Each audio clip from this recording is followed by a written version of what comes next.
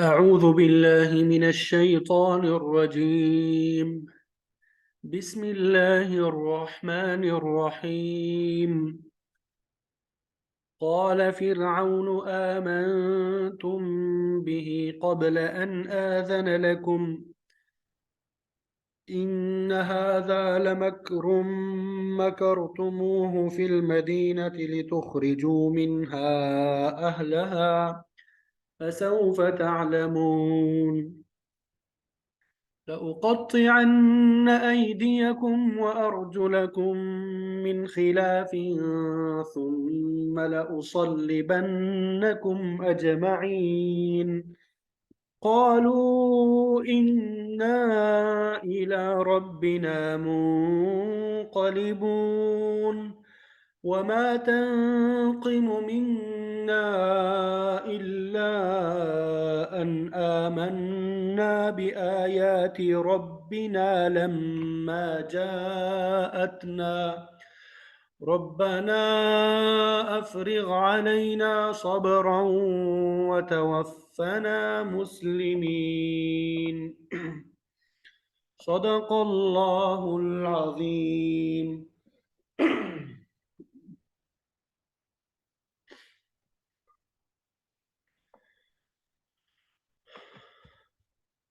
سب سے پہلے ان آیات کا ہم ترجمہ کریں گے۔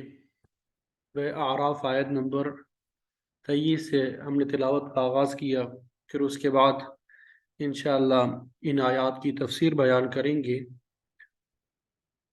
قال، آپ سب کو اس کا ترجمہ معلوم ہے، کہا فرعون نے، آمنتم آمنتم، آخر میں تم آیا تو اس کا ترجمہ بھی تم کریں گے۔ آمنتم، تم ایمان لے آئے، تم ایمان لے آئے، بھی اس پر، قبل کا معنی ہوتا ہے پہلی، ان یہ کہ آذن لکم، میں اجازت دوں، لکم تمہیں، آذن یوذن ایذانا کا معنی ہوتا ہے اجازت دینا، اذن سے ہے۔ یعنی فرعون نے کہا، فرعون کہنے لگا تم لوگ میری اجازت سے پہلے ہی اس پر ایمان لے آئے۔ جادوگروں کا ذکر ہو رہا ہے نا، ماقبل میں جادوگروں کا تذکرہ چل رہا تھا، تو جادوگروں نے جب کہا آمنا برب العالمین، رب موسیٰ و ہارون، کہ ہم رب العالمین پر، جو کہ موسیٰ اور ہارون علیہ السلام کا رب ہے، اس پر ایمان لے آئے۔ اب اس کے جملے میں، اس کے جواب میں فرعون کہنے لگا کہ میری اجازت دینے سے پہلے تم ایمان لے آئے، میری اجازت دینے سے پہلے تم ایمان لے آئے۔ ان ھذا، بے شک یہ، لمکر، لام کے اوپر جو زبر ہے اس کا معنی ہے البتہ، مکر چال ہے، تدبیر ہے، مکر تم، پھر آگے واو ہے، پھر ہا ہے، مکر تموہ، اصل میں تھا مکر تم، پھر آگے واو اور ہا کا اضافہ کیا ہے، ٹھیک ہے۔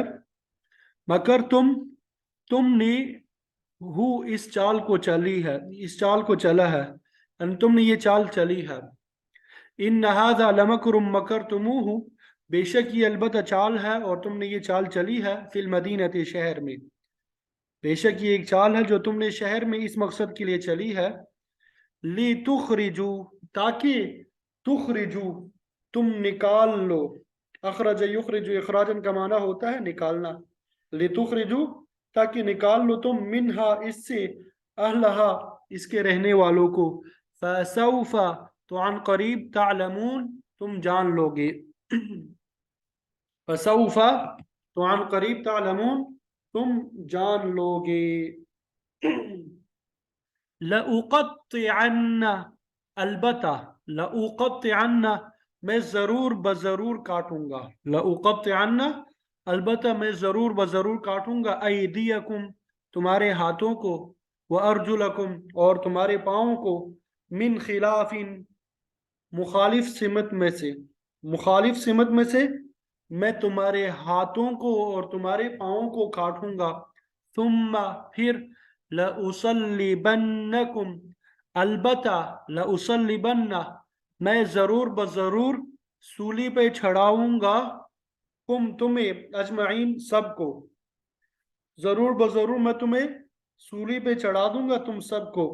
क़ालू, वो कहने लगे, इन्ना, बेशक हम, इला रब्बिना, अपने परवरदिगार की तरफ, मुनक़लिबून, लौट कर जाने वाले हैं। इन्ना इला रब्बिना मुनक़लिबून, बेशक हम अपने परवरदिगार की तरफ लौट कर जाने वाले हैं। वमा तनक़िमु, और तू नाराज नहीं हुआ, मिन्ना, हमसे, इल्ला, मगर, अन, ये कि आमन्ना, हम ईमान ले आए, आमन्ना, हम ईमान लाए, बि आयाति रब्बिना, आयात, आयत उनकी जमा है निशानियों पर, रब्बिना, अपने परवरदिगार की, लम्मा, जब, जाअतना, वो आई हमारे पास, जाअतना, वो आई हमारे पास। और तू हमसे सिर्फ इसी बात पे नाराज हुआ है कि जब हमारे रब की आयतें हमारे पास आई तो हम उन पर ईमान ले आए, हम उन पर ईमान ले आए।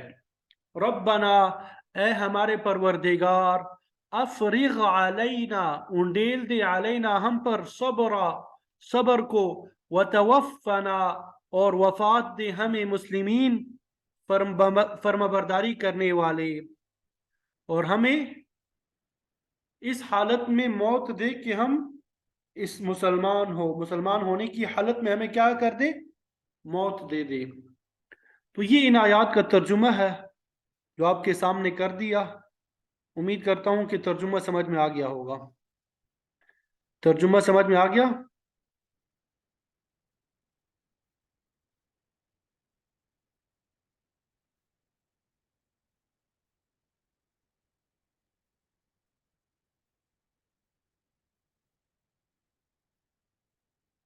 अब मुफस्सिरीन ने जो तफसीर बयान की है वो जरा बयान कर लेते हैं, पढ़ लेते हैं। क़ाल फ़िरऔन, फ़िरऔन कहने लगा, आमन तुम बिही क़ब्ल अन आज़न लकुम, तुम मेरी इजाजत के बगैर ईमान ले आए हो, तुम मेरी इजाजत के बगैर, मेरे से पूछे बगैर ईमान ले आए हो। और मूसा अलैहिस्सलाम की तुमने तस्दीक कर दी है। फिर आगे कहने लगा, इन्न हाज़ा लमकरुम मकरतुमूहु फिल मदीना, ये एक चाल है जो तुमने इस शहर में चली है, लितुखरिजू मिनहा अहलहा, और तुम्हारा मकसद ये है कि तुम यहाँ के रहने वालों को इस शहर से बाहर निकाल दो। फिरौन कहने लगा कि ये तुम्हारी और मूसा अलैहिस्सलाम की कोई चाल का नतीजा है, तुम सब आपस में मिले हुए हो। जादूगरों को कह रहा है कि तुमने एक सोची समझी स्कीम के तहत किया है, तुमने मूसा अलैहिस्सलाम के साथ तुम मिल चुके हो, तुमने अपनी शिकस्त पहले से तय कर ली थी, और इस आड़ में मूसा अलैहिस्सलाम के साथ मिलकर हुकूमत पे कब्जा करना चाहते हो। कहने लगा, फसौफ तालमून, तुम्हें जल्द इल्म हो जाएगा कि मैं तुम्हारे साथ क्या सलूक करने वाला हूँ, तुम्हें इस बगावत का जरूर सजा और मजा चखाऊंगा। तो फिर फिरौन ने जादूगरों को धमकी दी, लौक़त्तअन्ना अयदियकुम व अर्जुलकुम मिन खिलाफ, मैं जरूर बजरूर काट दूंगा तुम्हारे हाथ और तुम्हारे पांव उल्टे समत में। तो यहाँ पे लाम भी ताकीद के लिए है और नून सकीला ये भी ताकीद के लिए है। ये कार्रवाई यानी काटने का जो अमल है जरूर ब जरूर करके रहूंगा। उल्टे हाथ पांव काटने का मतलब ये है कि एक तरफ का हाथ काट दिया जाए और दूसरी तरफ का पांव, दायां हाथ और बायां पांव काट दिया जाए। सूरह मायदा में आपने पढ़ लिया, डाकुओं की सजा यही बयान की गई कि उन्हें कत्ल कर दिया जाए या सूली पे चढ़ा दिया जाए, औ तुक़त्तअ अयदीहिम व अर्जुलुहुम मिन खिलाफ, या उनके हाथ और पांव उल्टे काट दिए जाए या उन्हें मुल्क बदर कर दिया जाए। तो ऐसी सजा देते वक्त हाथ कलाई से काटा जाता है और पांव टखने से। तो अगर हाथ और पांव काटा जाए, अगर हाथ दायां हो तो पांव बायां होता है, और हाथ बायां हो तो पांव दायां।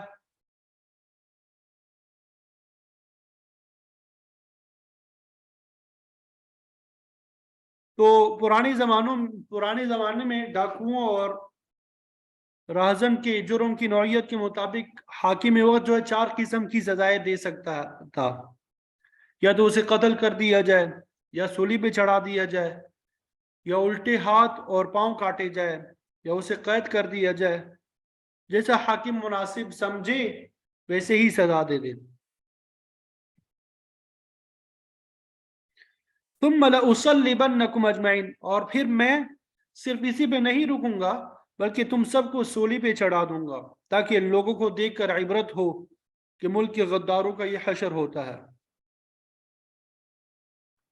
تو محدثین اور فقہائے کرام فرماتے ہیں کہ عبرت کے لیے اس قسم کی سزا کو مشتہر کرنا ہماری شریعت میں بھی جائز ہے کہ کسی مجرم کو چوراہے میں سولی پہ چڑھا کے کچھ دن تک لٹکتا چھوڑ دیا جائے، یا چور کا ہاتھ کاٹ کر ہفتہ بھر کے لیے اس کے گلے میں لٹکا دیا جائے، تاکہ وہ جہاں جائے لوگوں کو عبرت ہو کہ مجرم کو اس طرح سزا دی جاتی ہے. اسی طرح قصاص میں قتل کرنے کی سزا بھی اس طرح عام دی جاتی ہے تاکہ لوگ دیکھ کر عبرت پکڑ لیں. تو فرعون کی اس دھمکی کا جادوگروں پہ کچھ بھی اثر نہ ہوا، کیونکہ وہ تو ایمان کی دولت سے مالا مال ہو چکے تھے. وہ تو اس قسم کی سزاؤں سے بے نیاز تھے. انہیں علم تھا کہ اگر وہ قتل بھی کر دیے گئے تو نتیجتاً وہ اپنے رب کے ساتھ ملاقات کریں گے جس پہ وہ ایمان لا چکے تھے. وہ کہنے لگے جادوگر، قالوا انا الی ربنا منقلبون، بے شک ہم تو اپنے رب کی طرف لوٹ کے جانے والے ہیں. اگر تو ہمیں سزا دے گا تو وہ رب جو ہے تیرے جیسے ظالموں کو بھی سزا دیے بغیر نہیں چھوڑے گا. ہم اس قادر مطلق کے پاس جا رہے ہیں جس کے قبضے قدرت سے کوئی چیز باہر نہیں ہے. جب وہ پکڑنے پہ آ جائے گا پھر تیرا حشر بھی بہت برا ہوگا. اور ان جادوگروں نے مزید کہا، وما تنقم منا الا ان آمنا بآیات ربنا لما جاءتنا، کہ تم ہمارے درمیان ہم میں کیا عیب پاتے ہو سوائے اس بات کے کہ ہم ایمان لے آئے اپنے رب کی نشانیوں پر جب وہ ہمارے پاس آ گئیں. یعنی ہم معجزات کو دیکھ کر ان کی حقیقت کو پہچان گئے تو ہم ایمان لے آئے ہیں. ہم نے کیا کیا؟ ہم ایمان لے آئے ہیں.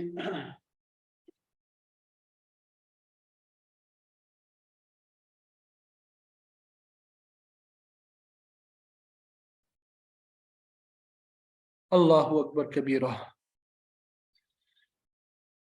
اللہ اکبر کبیرہ.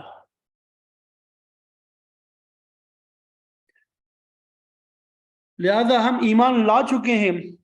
ہمارا صرف یہی قصور ہے کہ ہم اللہ رب العزت پہ ایمان لا چکے ہیں. نہ تو ہماری کسی دشمنی ہے، اور نہ ہم نے کسی کا مال چھینا ہے، نہ ہم نے کسی کو بے عزت کیا ہے.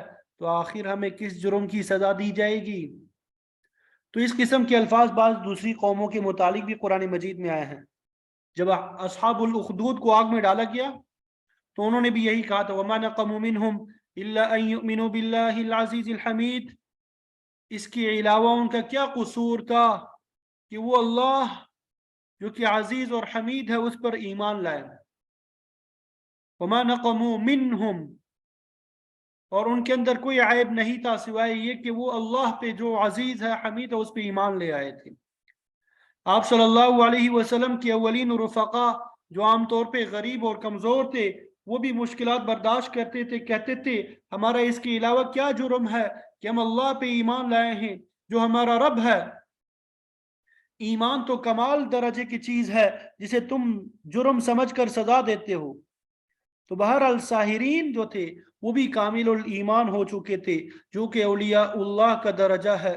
اللہ کے بندے جو ہے ہر آزمائش کو برداشت کرنے کے لیے ہر وقت تیار رہتے ہیں. اور یہی عزم ان جادوگروں کا بھی تھا جو موسیٰ اور ہارون علیہ السلام کے رب پر صدق دل سے ایمان لا چکے تھے.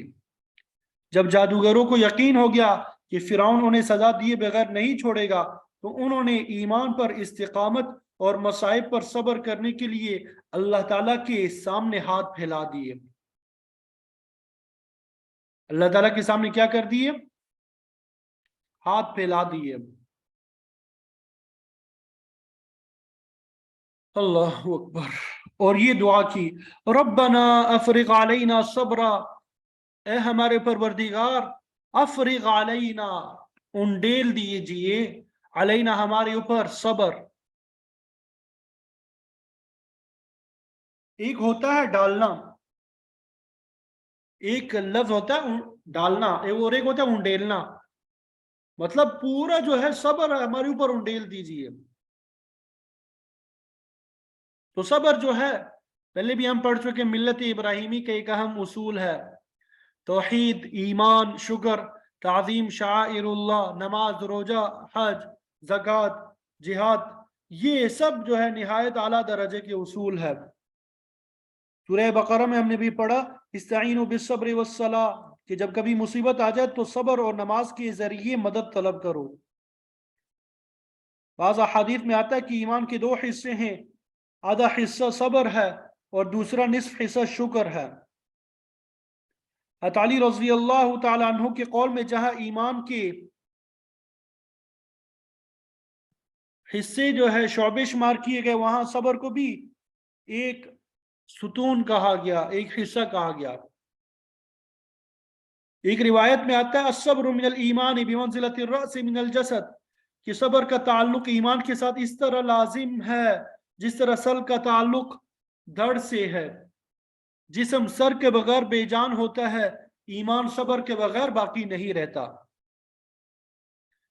آپ صلی اللہ علیہ وسلم کا ارشاد ہے سل اللہ العافیہ، کہ اللہ تعالیٰ سے عافیت کا سوال کیا کرو، سلامتی مانگا کرو، آزمائش کی خواہش کبھی مت کیا کرو.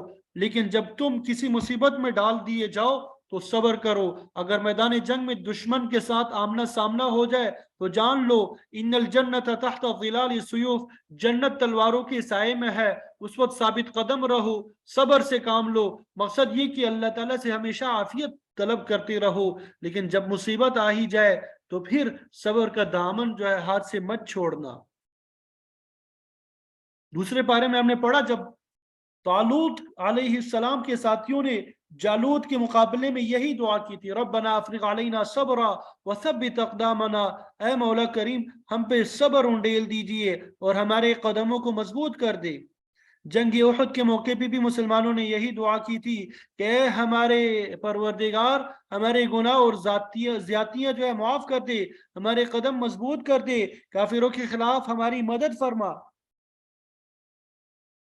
تو مطلب یہ ہے کہ کامل مؤمنین نے جزا فضا کرنے کی بجائے مصیبت کے وقت ہمیشہ صبر اور استقامت الہی کی دعا کی ہے. تو اس مقام پہ ایمان لانے والے ساحروں نے بھی اپنے پروردگار سے صبر ہی کی دعا کی. اس میں مفسرین کا اختلاف ہے کہ جس سزا کی دھمکی فرعون نے دی وہ فی الواقع دی بھی تھی یا نہیں. بعض فرماتے ہیں کہ یہ صرف دھمکی تھی، اس پہ عمل درآمد نہیں ہوا تھا بلکہ جادوگروں کو زندہ چھوڑ دیا گیا تھا. بعض فرماتے ہیں کہ فرعون نے عام حیثیت کے جادوگروں کو تو رہا کر دیا لیکن بڑے بڑے جادوگروں کو سزائے موت دے دی تھی. تاہم فرعون کے مزاج کی جس قسم کی جھلک نظر آتی ہے اس سے تو یہی معلوم ہوتا ہے کہ اس نے سزا ضرور دی ہوگی. جادوگروں کو بھی سزا کا یقین ہو چکا تھا، اسی لیے انہوں نے صبر اور استقامت کے لیے دعا مانگی. اب صبر کی بھی اور بھی قسمیں، صبر کی بعض دوسری قسمیں بھی ہیں. مثلا صبر مصیبت پہ بھی ہوتا ہے، اطاعت پہ بھی ہوتا ہے، نفس کو خواہشات سے روکنے پہ بھی صبر کی ضرورت پیش آتی ہے. امام غزالی رحمت اللہ علیہ فرماتے ہیں کہ صبر کا مفہوم بڑا وسیع ہے. صبر کے بغیر اطاعت بھی نہیں ہو سکتی. جب تک انسان صبر سے کام نہ لے نہ وضو ہو سکتا ہے، نہ نماز ادا ہو سکتی ہے، نہ روزے کا فریضہ ادا کیا جا سکتا ہے. ہمارے دین میں صبر بہت بڑا اصول ہے. تو بہرحال جادوگروں نے اللہ تعالیٰ سے ایک تو صبر کی دعا کی اور دوسری عرض یہ کی وَتَوَفَّنَا مُسْلِمِينَ، کہ اے مولا کریم ہمیں ایسی حالت میں موت دینا کہ ہم مسلمان ہوں، یعنی تیرے مکمل طور پہ اطاعت گزار ہوں. اللہ تعالیٰ کے جلیل القدر انبیاء حضرات ابراہیم علیہ السلام، یعقوب علیہ السلام نے اپنے اولاد کو یہی نصیحت کی تھی فَلَا تَمُوتُنَّ إِلَّا وَأَنْتُمْ مُسْلِمُونَ، کہ تمہاری موت صرف اسی حالت میں آنی چاہیے کہ تم اطاعت کرنے والے ہو، یعنی تمہاری موت اسلام کی حالت میں آنی چاہیے۔ حضرت یوسف علیہ السلام نے بھی یہی دعا کی تھی، توفنی مسلما والحقنی بالصالحین، اے اللہ مجھے اسلام پہ موت دینا، صالحین کی رفاقت نصیب فرما۔ تو موت ایک غیر اختیاری چیز ہے، اور یہ اسی وقت آئے گی جب اللہ تعالیٰ کو منظور ہوگا۔ لیکن اسلام کی حالت میں موت طلب کرنے کا مطلب یہ ہے کہ انسان کو ہر وقت نیکی اور اطاعت کے کاموں میں لگے رہنا چاہیے، تاکہ اس کی موت اسی حالت پر آ جائے۔ اس کے برخلاف اگر کوئی شخص کفر، شرک، بدعات اور گناہ کے کاموں میں مصروف رہتا ہے تو ظاہر ہے کہ اس کی موت بھی اسی حالت پر آئے گی۔ اسی لیے اللہ کے نیک بندے ہمیشہ یہی دعا کرتے ہیں کہ مولا کریم ہمیں اپنی اطاعت پہ قائم رہنے کی توفیق عطا فرما، تاکہ ہماری موت بھی اسی حالت میں آئے کہ ہم مسلمان یعنی تیری اطاعت کرنے والے ہوں۔ تو یہ جادوگروں کی دعا تھی جنہوں نے ایمان کو قبول کر لیا تھا، اس سے پہلے وہ کفر کی حالت پر تھے۔ جب موسیٰ علیہ السلام کی معجزات دیکھے تو انہیں یقین ہو گیا کہ یہ جادو نہیں بلکہ اس کے پیچھے اللہ تعالیٰ کا ہاتھ ہے جو قادر مطلق ہے، تو وہ کامل ایمان لا کر اولیاء اللہ کی صف میں شامل ہو گئے۔ دوسری آیات میں بھی یہ تشریح ہے کہ جب فرعون نے سزا دینے کی دھمکی دی تو ساحروں نے اس سے کہا تھا کہ تو ہمیں ہماری دنیاوی زندگی ختم کرنے کی دھمکی دیتا ہے، لیکن تیرے اختیار میں اس کے علاوہ ہے بھی کیا؟ تو بے شک ہمیں موت دے دے، لیکن ہمیں اپنے رب سے امید ہے کہ وہ ہماری غلطیوں کو معاف کر کے ہمیں اعلیٰ درجہ عطا کرے گا اور اللہ تعالیٰ ہمیں اپنا قرب نصیب کرے گا۔ ظاہر ہے کہ جب کسی انسان کا ایمان مکمل ہو جاتا ہے تو پھر اس سے اسی بات کی توقع ہوتی ہے۔ اللہ تعالیٰ سے دعا ہے کہ اللہ تعالیٰ ہمیں بھی کامل الایمان بنائے، اللہ تعالیٰ ہمیں بھی اپنا قرب نصیب فرمائے اور ہمارے تمام گناہوں کو معاف فرمائے۔ قرآن مجید کا پڑھنا، پڑھانا، ایک دوسرے کو سمجھانا، سمجھنا آسان بنائے، قرآن مجید کے احکامات پہ عمل کرنا ہمارے لیے آسان بنائے۔ وآخر دعوانا الحمد للہ رب العالمین۔